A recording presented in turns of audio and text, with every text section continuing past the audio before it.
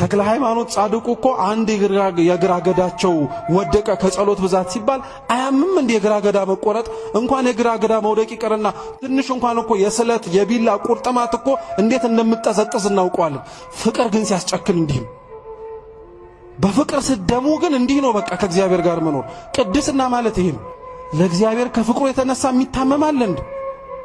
ረሃብ ያሳምማል አይደል? ያሳምማል አይደል? ፍቅርም እኮ ያሳምማል። ቅድስና ሕይወትን ለመኖር ከእግዚአብሔር ጋር በፍቅር ለመተሳሰር መሞከር ያሳምማል በደንብ አድርጎ። እኛ ልንኖረው አንችለውም ያልነውን ቅድስና በጥቂቱ እንጀምር።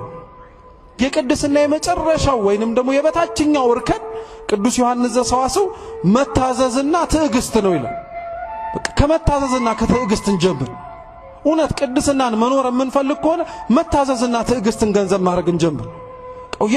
የሁሉም ቅዱሳንን ሕይወት ተመልከቱት ክርስቲያኖች፣ ከመታዘዝና ከትዕግስትን የሚጀምር።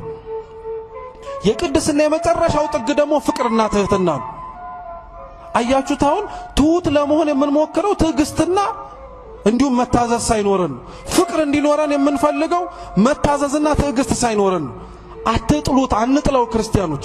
በየጥቂቱ ማደግን በየጥቂቱ መሰላሉን እየወጣን ወደ እግዚአብሔር መቅረብን እውነት አንጥለው ክርስቲያኖች።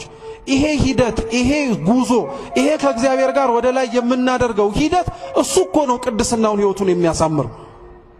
እሱ እኮ ነው ቅድስና ሕይወቱን በደንብ ከእግዚአብሔር ጋር እየወደቁ መነሳቱ ራሱ ፍቅር እኮ ይጨምራል።